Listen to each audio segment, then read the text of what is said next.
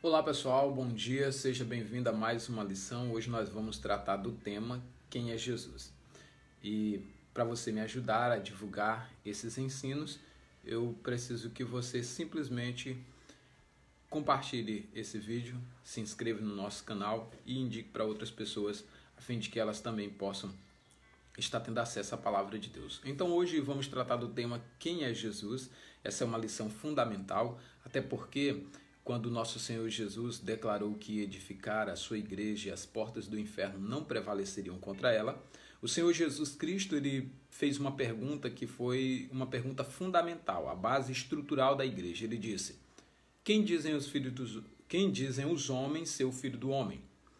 E uns diziam um profeta ou Elias, alguém que ressuscitou dos antigos, e davam algumas definições. E depois o Senhor Jesus disse assim: e vós, quem dizeis que eu sou? Pedro declara: tu és o Cristo, o Filho do Deus vivo. E o Senhor diz: sobre esta pedra, essa declaração de que eu sou o Cristo, eu edificarei a minha igreja, e as portas do inferno não prevalecerão contra ela.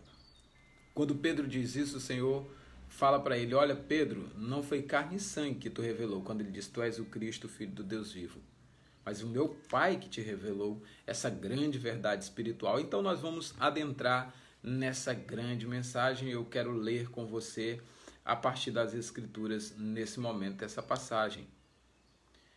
O texto diz o seguinte: no princípio era o Verbo estava com Deus, ele estava no princípio com Deus. Todas as coisas foram feitas por ele, e sem ele nada do que foi feito se fez. Nele estava a vida, e a vida era a luz dos homens. E a luz resplandece nas trevas, e as trevas não a compreenderam. Houve um homem enviado por Deus, cujo nome era João. Este veio para testemunho, para que testificasse da luz, para que todos crescem por ele. Não era ele a luz, mas veio para que testificasse da luz. Ali estava a luz verdadeira que ilumina a todo homem que vem ao mundo. Estava no mundo, o mundo foi feito por ele, e o mundo não o conheceu. Veio para que era seu, e os seus não o receberam. Mas a todos quanto receberam, deu-lhes o poder de serem feitos filhos de Deus, a saber, os que creem no seu nome, os quais não nasceram do sangue, nem da vontade da carne, nem da vontade do homem, mas de Deus.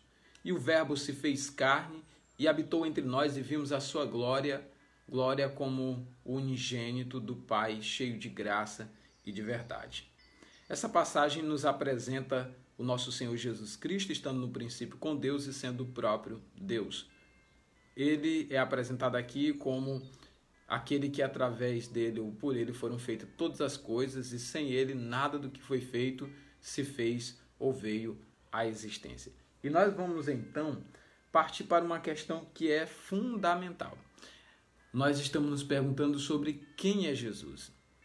E há um ponto muito importante a ser entendido, compreendido nos nossos dias, quando nos perguntamos quem é Jesus. É entender basicamente Jesus Cristo homem e Jesus Cristo Deus. Alguns chegam a afirmar que ele era 100% Deus, outros 100% homem ao mesmo tempo, mas ele não era 200%, ele só era 100%.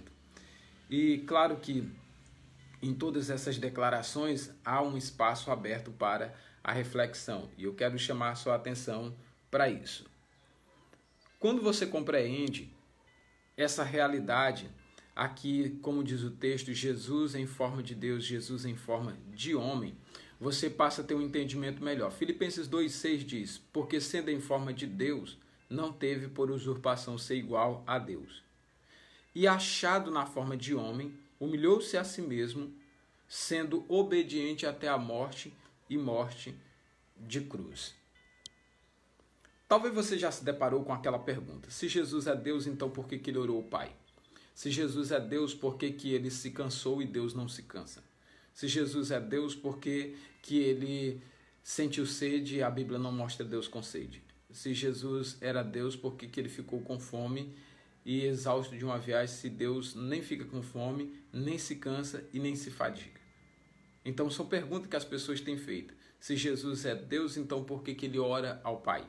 Eu quero trazer essas respostas para você, olhando para a palavra de Deus. A primeira coisa que nós precisamos entender é que Jesus, achando-se ou sendo em forma de Deus, sendo monógeno, aquele que é da mesma essência do Pai, ele desceu a essa terra com o propósito de nos salvar dos nossos pecados. Mas o que a Bíblia diz acerca de Deus? E eu vou mostrar para você agora nos próximos textos. A palavra vai nos apresentar Jesus Cristo como sendo o verdadeiro Deus. Isaías 9,6 diz: porque, aí você vai completar, um menino nos nasceu, um filho se nos deu, e o principado está sobre os seus ombros, e se chamará o seu nome. Veja como será chamado: maravilhoso conselheiro, ou bom mestre, maravilhoso conselheiro, Pai da eternidade, príncipe da paz. Esse texto que nós temos em nossas mãos apresenta Jesus Cristo como sendo o maravilhoso conselheiro, o Deus forte, o Pai da eternidade, ou Pai eterno, e o príncipe da paz.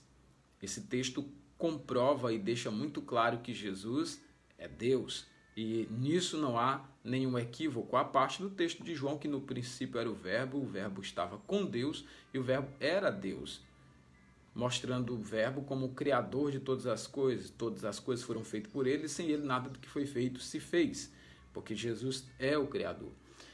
Em 1 João capítulo 5, versículo 20, a palavra de Deus diz: e sabemos que já o Filho de Deus é vindo, e nos tem dado o conhecimento para conhecermos o que é verdadeiro.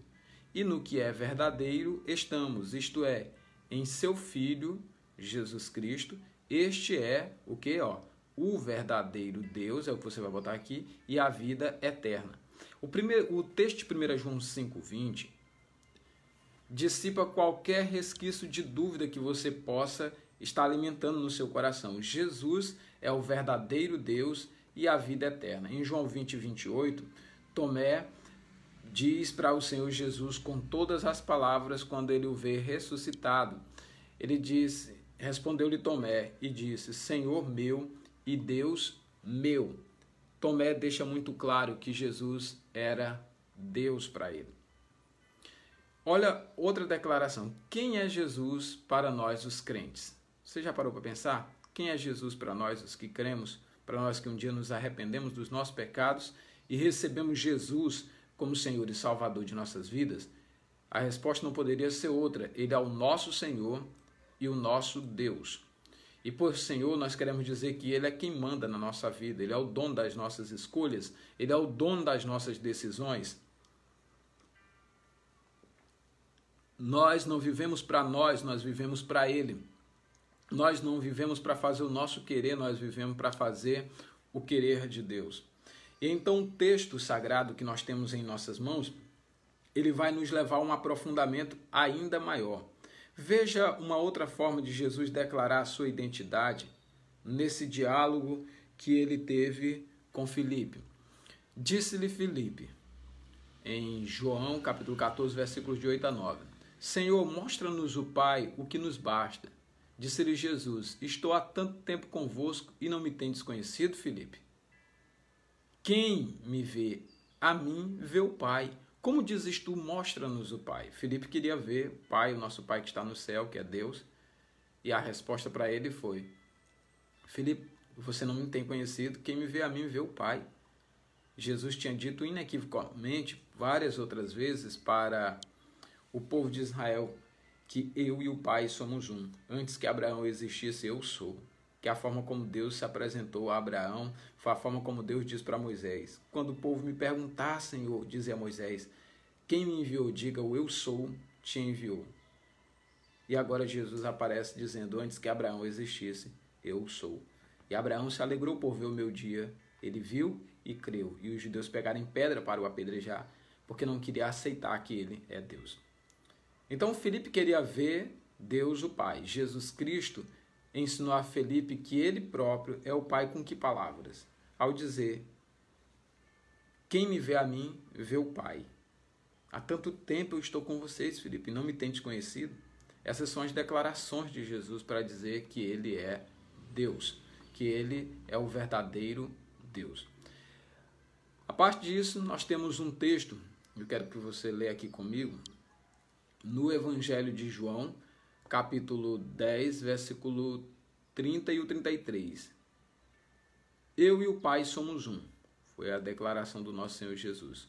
Um dos judeus respondeu dizendo: não te apedrejamos por alguma obra boa, mas pela blasfêmia, porque sendo tu homem, te fazes Deus a ti mesmo. Os judeus entenderam claramente que Jesus declarava ser Deus, e isso foi o que deixou eles contrariados. Mas olha só a concepção dos judeus, porque sendo tu homem. Os judeus olhavam para Jesus como um simples homem, como mais um homem. Eu sou um homem, Jesus era um homem. E nada mais diferente disso. Era assim que os judeus olhavam para Jesus. No entanto, a Bíblia apresenta ele como verdadeiro Deus. Mas aí vem a questão da encarnação. Essa questão da encarnação do Verbo é que tem deixado muitas pessoas desejosas de conhecimento ou tropeçando muito por não conhecer as Escrituras. E a Bíblia já diz: errais não conhecendo as Escrituras e nem o poder de Deus. Vamos então entender essa questão da encarnação do Verbo. Alguém diz assim: se Jesus era Deus, então por que Jesus tinha limitações e Deus é ilimitado? Vamos responder olhando para as Escrituras?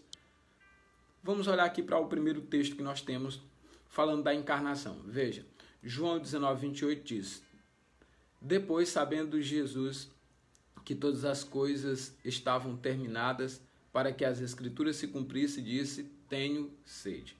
Então, qual a necessidade comum aos seres humanos que Jesus teve de acordo com o verbo acima? Nós percebemos aqui que foi a sede. Jesus teve sede. Então, deixa eu dizer agora para você algo muito importante nesta lição. Se Jesus teve sede e Deus não tem sede, então isso é uma prova de que Jesus não é Deus? Não, você precisa entender que o texto que nós lemos anteriormente aqui fala que ele, achando-se em forma de homem, humilhou-se a si mesmo, sendo obediente até a morte e morte de cruz. A Bíblia também vai dizer no versículo 7 que o verbo, que Jesus Cristo esvaziou-se a si mesmo, assumindo a forma de servo. Então veja, no céu, Jesus está onipresente, onisciente, onipotente. Mas quando Jesus Cristo vem à Terra, ele vem esvaziado, ele esvazia-se da sua glória, ele esvazia-se desses atributos incomunicáveis, onipresença, onisciência e onipotência. Ele deixa tudo isso no céu. E aí é interessante, você vai notar, algumas pessoas até dizem assim: então, pastor, por que Jesus conseguia saber o que passava dentro do coração humano e as pessoas à sua volta não sabiam? A mesma razão, porque Eliseu sabia o que se passava no coração dos inimigos de Israel e revelava: ah, pastor, mas Jesus ressuscitou os mortos. Paulo ressuscitou o morto, Pedro ressuscitou o morto, Eliseu ressuscitou mortos, e vários outros na história da Bíblia, Elias ressuscitou mortos. Ah, pastor, mas o Senhor Jesus demonstrou o seu poder sobre a força das águas. Moisés abriu o Mar Vermelho, Josué abriu o rio, um dos profetas fez o machado flutuar, a morte estava na panela, um profeta foi lá e identificou a morte na panela e estancou. Ou seja, você vai ver que outras pessoas também tiveram força sobre as águas. Outra coisa, só tem uma coisa que Jesus fazia e que a gente pode usar como atributo de Deus aqui na terra, porque ele veio e ele disse que tinha esse poder para fazer isso enquanto estava aqui, era perdoar pecados. Foi a única coisa que os outros não fizeram. De tudo que tem nas ações de Jesus, a única coisa que você o identifica como Deus é ele perdoar pecados, é ele poder salvar, que os homens não podem fazer. São essas coisas. Mas a questão dos feitos, dos milagres e tantas outras coisas que Jesus Cristo fez, os profetas fizeram, os apóstolos fizeram, entre muitos outros. Mas a razão por que Jesus tinha sede e Deus não tem sede é porque Jesus esvaziou-se a si mesmo e assumiu a forma de homem, e ele não veio em forma de Deus, até porque não há mortal que vem da face de Deus resista. Se Jesus viesse ao mundo com a glória que ele apareceu para o apóstolo Paulo no caminho de Damasco, quando ele queria matar os cristãos, meu amigo, não tinha como, de forma nenhuma, o mundo inteiro suportar a glória do Senhor. Agora vejamos um outro texto. Olha o que diz Mateus capítulo 21, versículo 18. De manhã, voltando para a cidade, teve fome. Olha isso aqui como é importante. Ele teve fome. O que Jesus sentiu ao voltar da cidade pela manhã? Ele sentiu fome. E nós sentimos fome. Ora, se Jesus sentiu fome e Deus não sente fome, então Jesus não é Deus. Lembra? Jesus esvaziou-se a si mesmo, assumiu a forma de servo. Por isso ele sentiu fome. Deus nunca sentiu fome porque Deus nunca se esvaziou. Jesus sentiu fome porque ele esvaziou-se a si mesmo, assumindo a forma de servo. Próximo texto que nós temos para meditar, João capítulo 4, versículo 6. Estava ali a fonte de Jacó, Jesus, pois cansado do caminho, assentou-se assim junto à fonte. Era isto quase a hora sexta. Porque Jesus, quase ao meio-dia, sentou-se perto do poço? Porque ele estava cansado da viagem. E aí, mais uma vez eu digo, por que Jesus se cansou da viagem e Deus não se cansa? Porque Jesus esvaziou-se a si mesmo, assumindo a forma de servo. Deus nunca se cansou de uma viagem, nunca se cansou do que fez, exatamente porque ele nunca esvaziou-se a si mesmo. Avançando. Jesus Cristo, quando esteve aqui na terra, foi o verbo que se fez carne e ele também veio como homem. Quando você lê Lucas capítulo 2, versículo 52, diz: E crescia Jesus em sabedoria, estatura e graça para com Deus e os homens. É a forma adequada de você preencher esse versículo. Agora veja, Jesus, quando veio aqui, ele nasceu com limitações intelectuais. Está aqui, ó. Por isso que ele crescia em graça, ele crescia em estatura e ele crescia em conhecimento.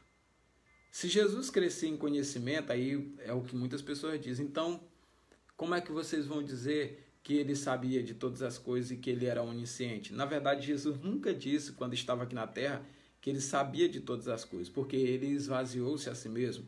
E o texto mostra aqui que ele tinha limitações intelectuais, por isso ele crescia em conhecimento.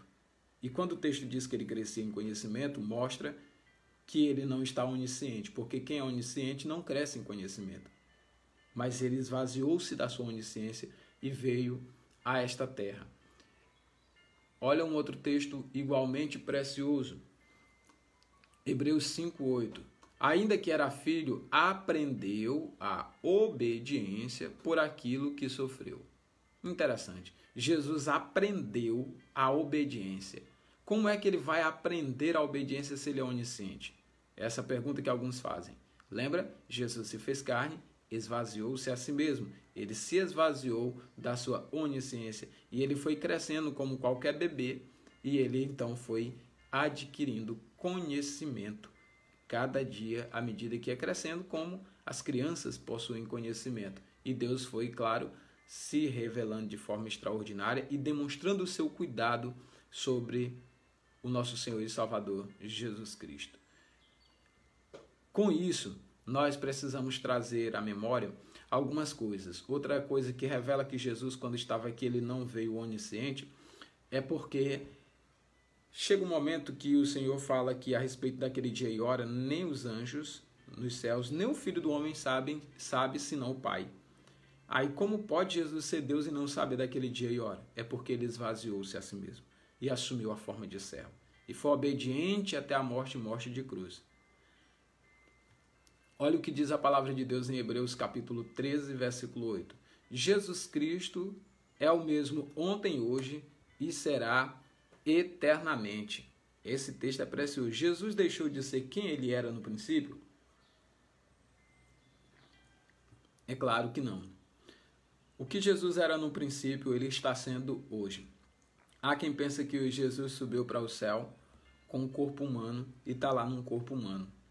Na verdade, Jesus Cristo continua da mesma forma que ele era antes de ter vindo. A encarnação dele não tornou menor ou limitado e preso aos somas. ou a um corpo físico, a um corpo de carne, de forma alguma. Mateus capítulo 28, 18 diz assim: E chegando-se Jesus, falou-lhe dizendo: Todo poder me é dado nos céus e na terra. Aí, olha algumas perguntas importantes que eu tenho para fazer para você. Após a ressurreição, o que foi dado para Jesus nos céus e na terra? Todo o poder. Não foi isso que nós lemos aqui? Então veja, nosso Senhor Jesus Cristo ficou limitado em alguma coisa quando ele reassumiu a forma de Deus? Não. Por quê? O texto que nós acabamos de ler aqui diz que o nosso Senhor recebeu todo o poder nos céus e na terra. Quando ele ressuscitou, o nosso Senhor Jesus Cristo reaviu tudo que ele havia deixado: onisciência, onipresença, onipotência e agora todo o poder. Veja que aqui o texto usa a expressão me é dado, foi-me dado todo o poder nos céus e na terra. Ora, se ele já era todo poderoso e já tinha todo o poder, como é que ele vai dizer todo o poder me é dado nos céus e na terra? Não fazia sentido. Mas como Jesus havia se esvaziado e morreu, e ele disse que morreu para assumir aquela glória que ele tinha com o Pai antes que o mundo fosse criado, ele está mostrando aqui que ele estava de fato limitado e que essa limitação duraria até a ressurreição. Esses são assuntos importantes. Veja outro texto interessante. Em Hebreus 1,6. E outra vez, quando introduz no mundo o primogênito, diz: E todos os anjos de Deus o adorem. Ele é adorado pelos anjos, servido pelos anjos. Isso mostra que Jesus Cristo, de fato, é Deus. Colossenses 1,16 diz: Porque nele, Jesus, foram criadas todas as coisas que há nos céus e na terra, visíveis e invisíveis, sejam tronos, sejam dominações, sejam principados ou arcanjos, né? Tá aqui, ó, sejam principados. Essa aqui é a palavra no grego, né? Ela foi traduzida como príncipe, mas é a categoria dos arcanjos. Aqui está o arcanjo Miguel. Os arcanjos foram criados por ele. Potestade, tudo foram feito por ele. Todas as coisas, né, foram feitas por ele. Ou seja, aqui nesse texto, você vai ter essa clara distinção de Jesus como o Criador e não como a criatura. Há um grande debate se Jesus seria ou não o arcanjo Miguel. Mas se ele criou os arcanjos, como diz o texto aqui, então o arcanjo Miguel é só mais uma criatura do Cordeiro de Deus. Eu quero agradecer você que nos acompanhou no decorrer desse vídeo. E lembrando, quem é Jesus? Jesus é o verdadeiro Deus e a vida eterna. Quem é Jesus? O Verbo que se fez carne e habitou entre nós como um homem, que esvaziou-se a si mesmo da onisciência, da onipresença, da onipotência. E por isso tinha limitações físicas, limitações intelectuais e limitações de ação. Mas, ao ressuscitar, todo o poder lhe é dado nos céus e na terra. E é exatamente por isso que ele é o Deus Todo-Poderoso. Quero agradecer você que nos acompanhou. Se inscreva neste canal, indique para os seus amigos e nós sempre vamos estar trazendo conhecimentos profundos das Escrituras a fim de abençoar você nessa nova caminhada com Jesus, como bom discípulo de Jesus que você é. Deus abençoe e guarde você.